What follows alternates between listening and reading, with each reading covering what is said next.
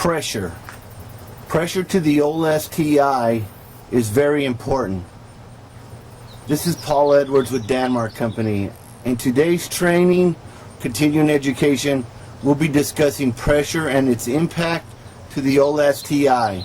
Please keep in mind that the minimal operating pressure that the Olas Ti requires is 25 and above psi.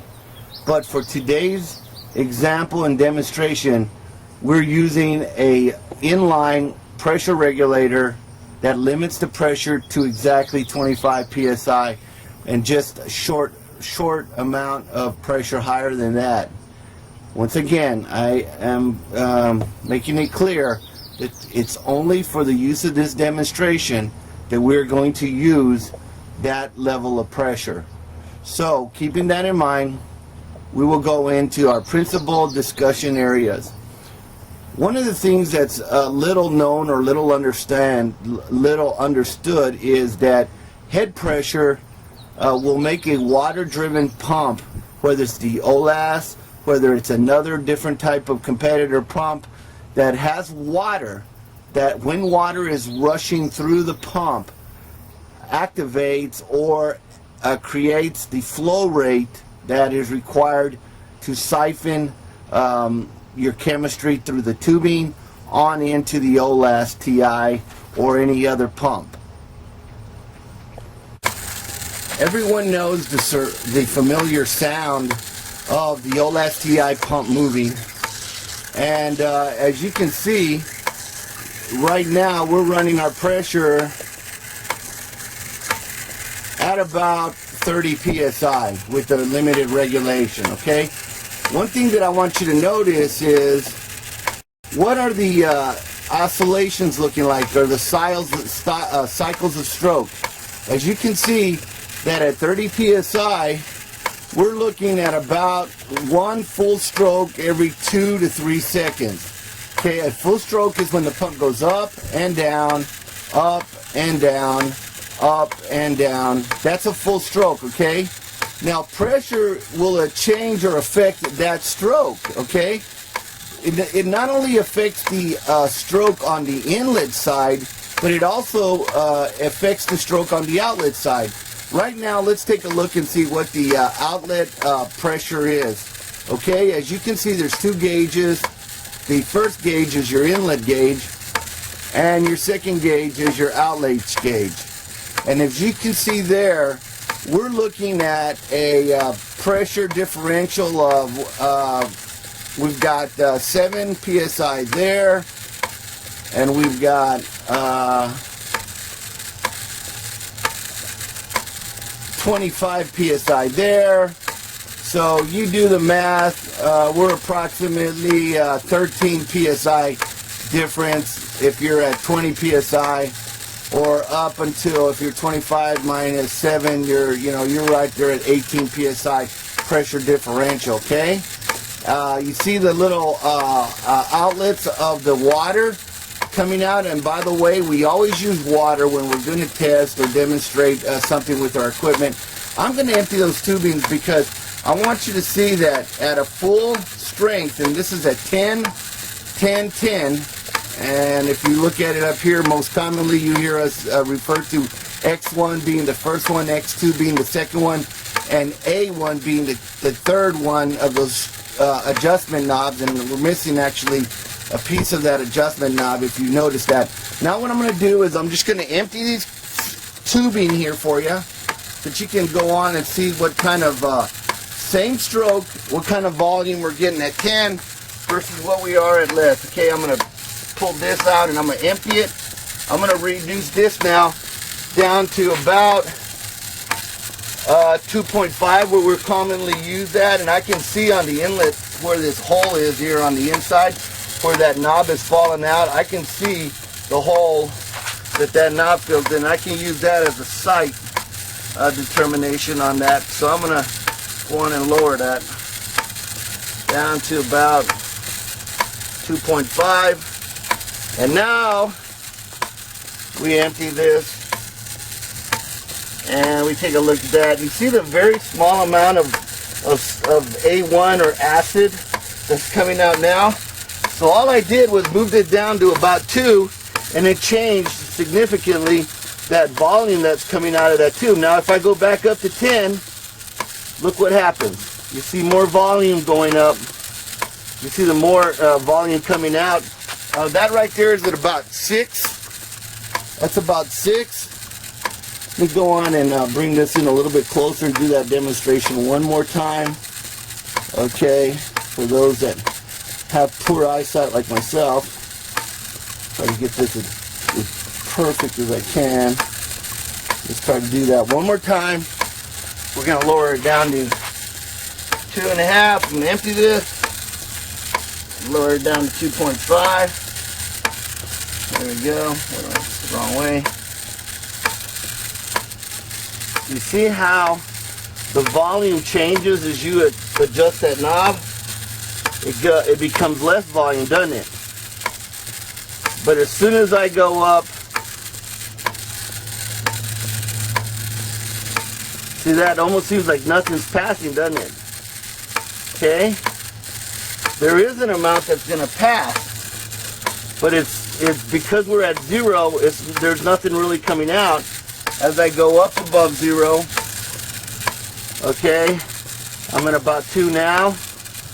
That's 2. I'm going to let it sit there for a little bit. Watch, let you see how many drops are coming out per each stroke. You noticed that at 0, you had no drops coming out per each stroke. Now that we're at about 2.5, 2, we see a couple of drops per stroke. And then when we go all the way up to 10, once again we see a higher amount of solution coming through. That's about 6.5 right there. And then we go all the way up to 10. Same thing occurs with the X1 and X2. If I lower X1, I'm sorry guys. If I lower X1 down to 2, I'll show you what we're looking at here. Once again, are we getting that picture? Yeah, we are. Okay, you see that X1 is starting to go down. See it going down? Okay. So that right there is X2. X1 is set at 2. I'm going to put an empty container underneath it. And I'm going to take this one here. Now I'm going to leave leave X2. And it's at 9. If I put it to 10, it looks like that. And I'm going to leave X1 at 2. Now I want you to notice something. Even though the tubing diameter of X2 is smaller than X1, this is the tubing diameter of X1, this is the tubing diameter, inside diameter of X2, my setting has reduced the capability of handling volume higher. And the reason why is because you can think of it as a needle valve in here, a needle valve adjusting the output of the chemistry amounts coming through there. Okay, so I wanted to take a little bit of time, show you, see that one's almost filled up. I wanted to show you the difference between one and the other, and you can see that A1 is already overflowing, X2 is already overflowing, and X1, because it's set at 2, is down. Still, it's not even close to overflowing. It's not even halfway. Okay. Well, once again, we want to remember what our settings are at. You got X1 at 2. You have X2 at 10, and you have A1 at A1 is without that knob. It doesn't help. A1 at about 6. I'm going to go on and lower now A1 down to, I'm going to lower A1 down to about 2 at the same level as X1. I'm going to clear the tube and I'm going to let that run a little bit. And I'm going to leave X2 at 10. Just for the benefit of knowledge. Okay. Okay. X2 is about, A1's about 2. I'm gonna empty that. Put this underneath it. I'm gonna empty this. Put it underneath it. I'm gonna empty this. Put it underneath it. Great. So, with new adjustments made, we've got X1 at 2, X2 at 10, and A1 at about 2.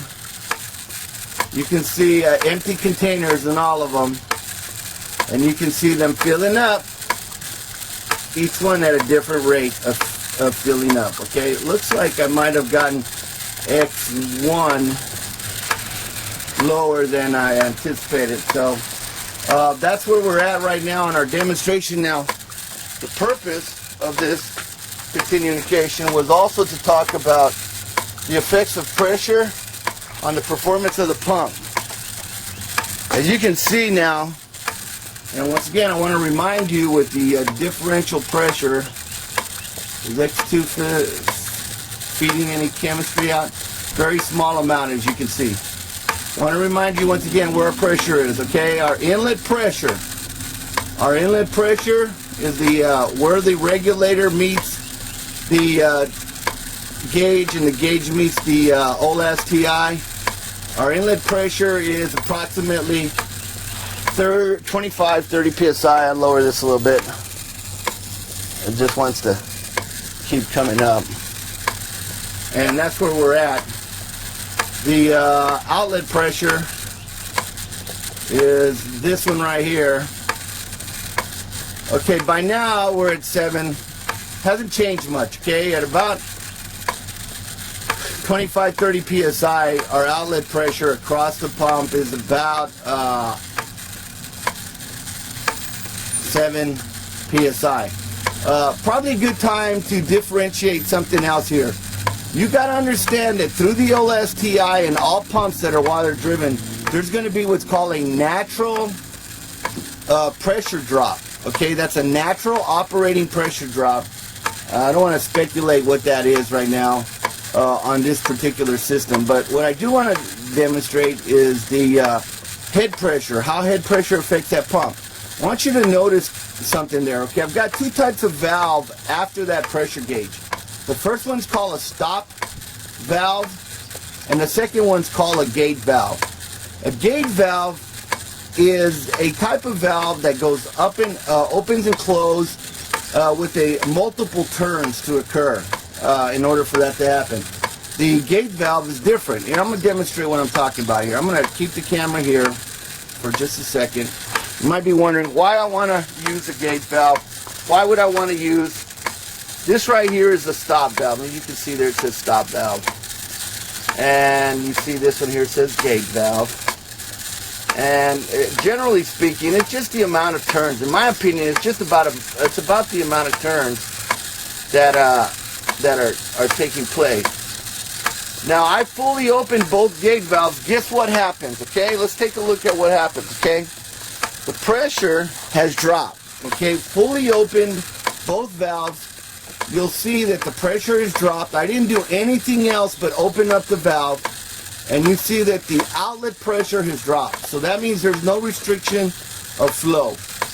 It's actually reduced down to about 3 psi. If you come over here to this other valve and you look at that, and what's happened here, okay? The pressure on the inlet side is about the same. So you might want to be wondering, okay, Paul, well, what's going on here? How come I saw an inlet pressure stay the same, but the outlet pressure changed? What's going on there? You know, what's affecting that change, okay?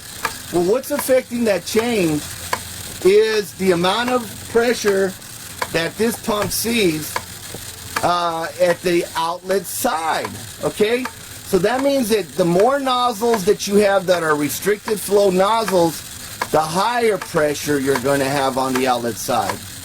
The less nozzles that you have that are restrictive flow nozzles, they're going to have a lower pressure. So as long as there's no pressure after the pump that's significant, and in the case of this one we have two fully open gate valves, you're not going to see a pressure change, okay? So what happened was our inlet pressure remained approximately 25 to 30 psi. Our outlet pressure reduced down to about 3 psi, 4 psi. So now we're starting to get an idea that we're seeing a pretty close to about a 25 psi pressure drop over the pump normally. Okay, that's, folks, that changes on a per plant basis. That changes on the inlet water pressure changes. So when you call me up and you ask me some questions like, okay, what's the pressure that's ideal? What is the coverage that is ideal on the carcass or the parts of the trim? Those are variables that have to be determined at startup, okay? And dye testing and coverage testing, all of these are very important indicators as to whether you're getting what you want, okay? So it's not an easy question to answer as to what pressure do I want on the inlet pressure, what pressure do I want on the outlet pressure. I can tell you by looking at the very end of this flow, we're looking at a good 5 gallons per minute coming out of the end of this hose here.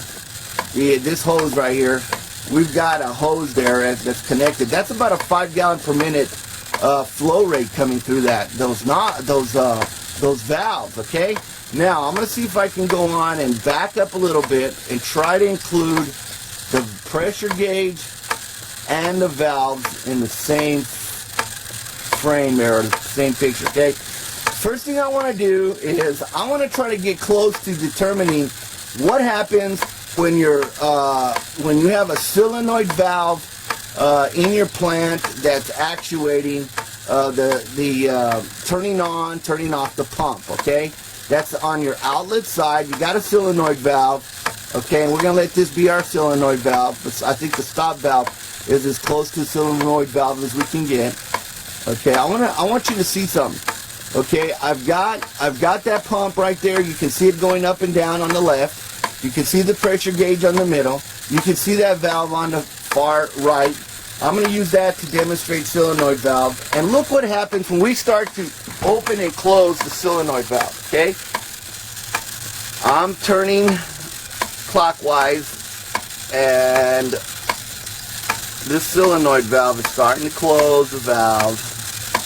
Actually, a ball valve would have probably been better to do that demonstration. This actually is taking more. If this was a quarter turn or a half turn ball valve, we'd probably get better results. But here, I'm still going to be able to demonstrate what I want. See what happens when the pressure starts to go up, the head pressure? See how the flow cycling per minute, how many cycles per minute is starting to change?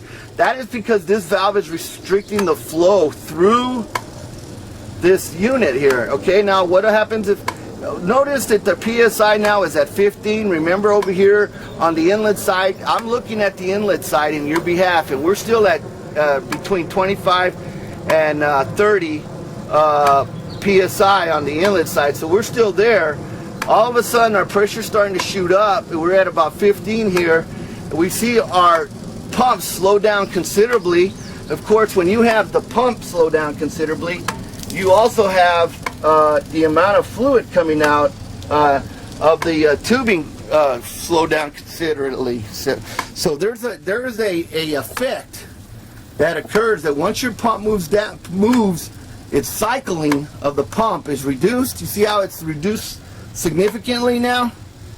As you see that, you also see some flow restrictions, or the amount of metered chemical come through. Okay, so what happens if our pressure on the inlet side, which is 25, 30 psi, and the pressure on the outlet side is equal to each other? Okay, what happens there? That's a good question. I'm going to do that by closing the valve completely so you can see what happens. Okay, I've closed the valve completely, and you can see now that the pressure has now significantly increased over your inlet pressure, okay? So I mean, it's literally pegged, okay? You've pegged your pressure gauge on the outlet side of the pump, and your inlet side of the pump has also increased significantly, okay?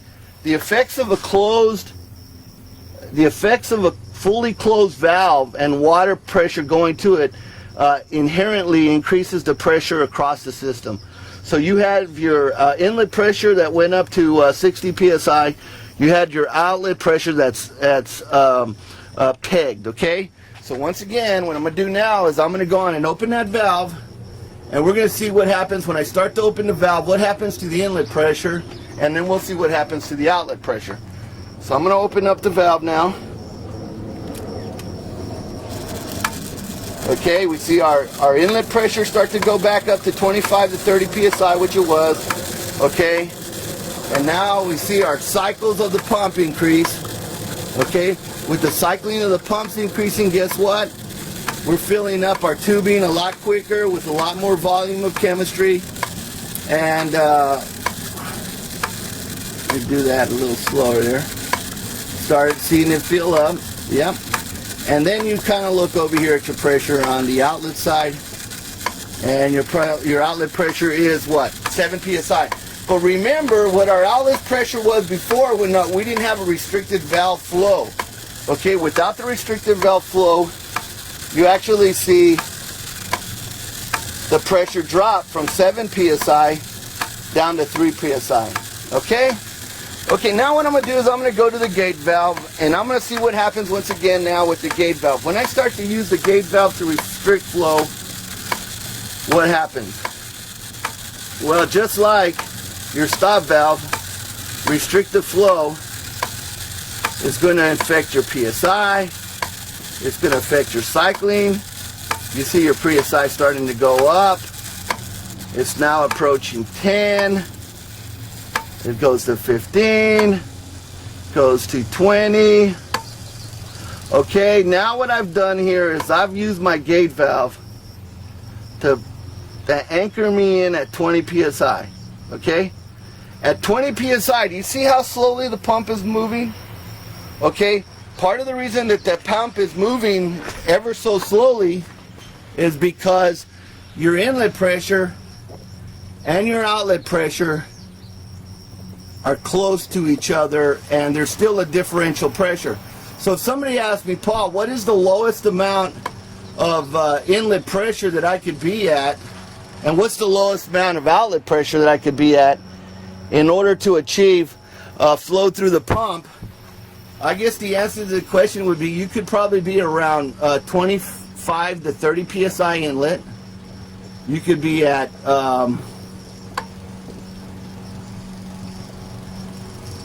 25 psi outlet, so there's a differential pressure of about 7 psi, no, about 5 psi differential pressure. And guess what? That thing is still clicking, and that still is going up and down. You have to wait for it. It's going down now. It's actually going down. You'll hear a click here in a second.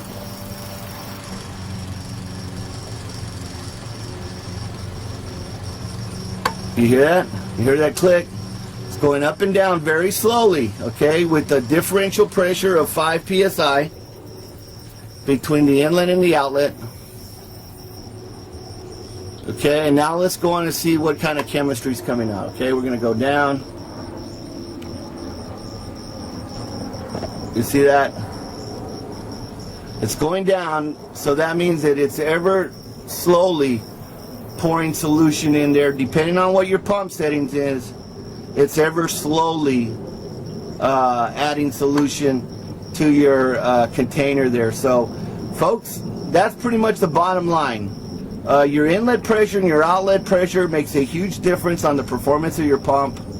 Your outlet pressure could be affected by valves not fully opening and not fully closing, as we demonstrated today. It could be affected by the amount of nozzles that you have and the orifice size of the nozzles.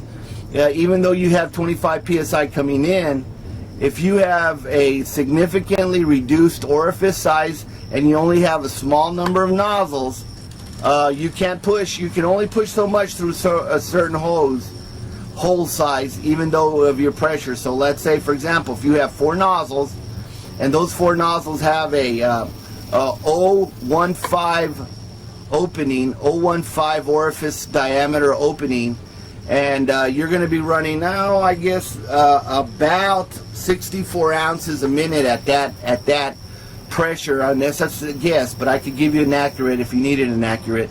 But at 30 psi with your 4 nozzles at a 0.015 or 0.15 orifice size, you're only going to achieve so much volume coming out, whereas before we were at about 5 gallons per minute. Now we would be down to 64 ounces a minute. It's a significant difference, 64 ounces a minute to 5 gallons a minute. Those are all very important parameters. How did that occur? Once again, it occurred by the number of nozzles, your orifice size, or a valve that was not fully open or fully closed, as demonstrated today, or an airlock. We haven't really gone over an airlock much, and I found it difficult to simulate an airlock with the type of equipment that I have. But generally speaking, what an airlock is an airlock could occur in a vessel, and the vessel may have a air pocket that the solution cannot get past. Okay, in the case of a large filter housing, an airlock could be caused by air getting trapped on the top of the filter housing. If your exit port is at the top of the filter housing and you have an airlock there, and your pressure, your inlet pressure, isn't enough inlet pressure to get past that airlock, then it could act as a valve-like function, keeping or preventing the water flow to go through it. So you have to find a purge button on that filter chamber, or you have to find some way of purging the air from that. The last part of this demonstration is purging your Olas Ti. We'll take a second to prepare for that. Give me just a moment and I will demonstrate that.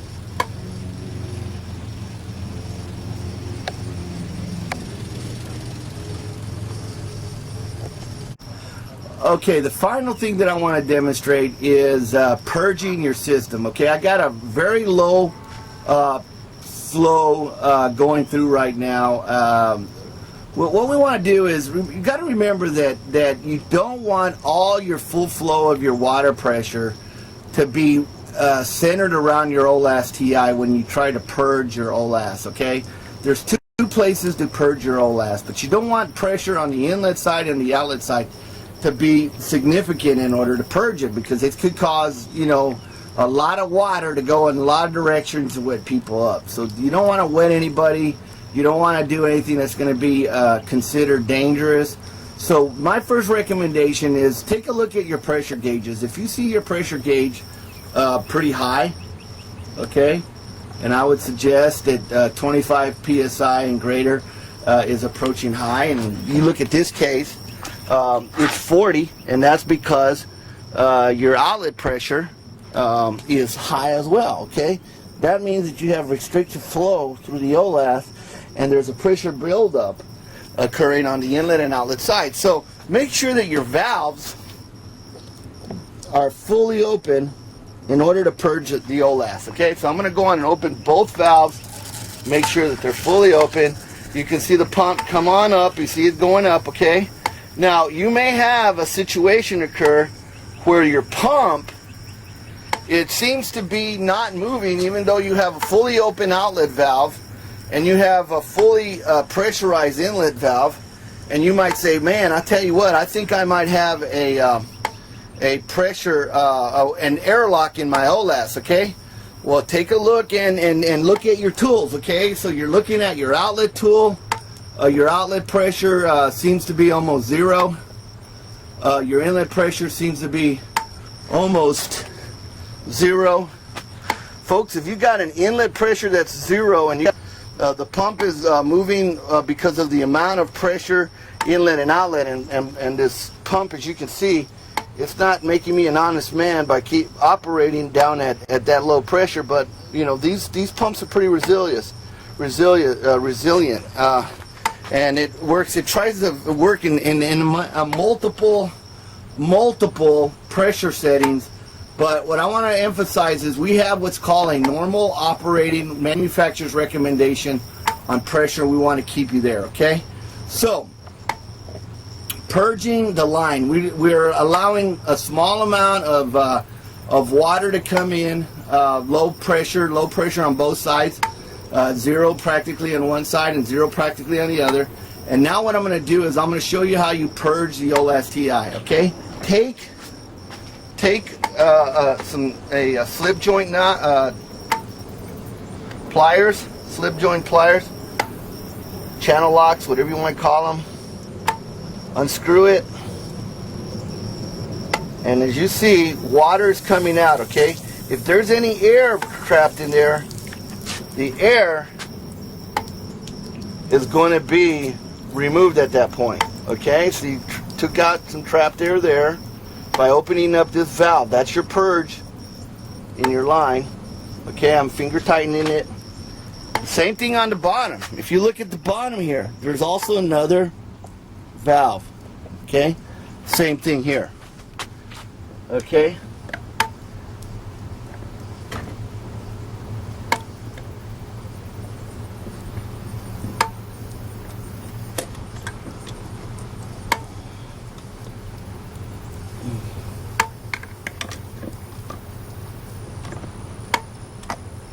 Okay, down here you can purge air that might be trapped. See that leaking? All that's water. It's leaking water out. That's how you get any of that potential purged. Any air that might be trapped in there, you got these two valves. Use those two valves. Folks, I'm running out of time. I want to thank you for your attention. If you have any questions, feel free to give me a call. That's Paul Edwards. Our number is 817-822-5767. That's my direct number, 817-822-5767. Or visit Danmar's website at www.danmarco.net. You have a great day. Thank you very much for your business.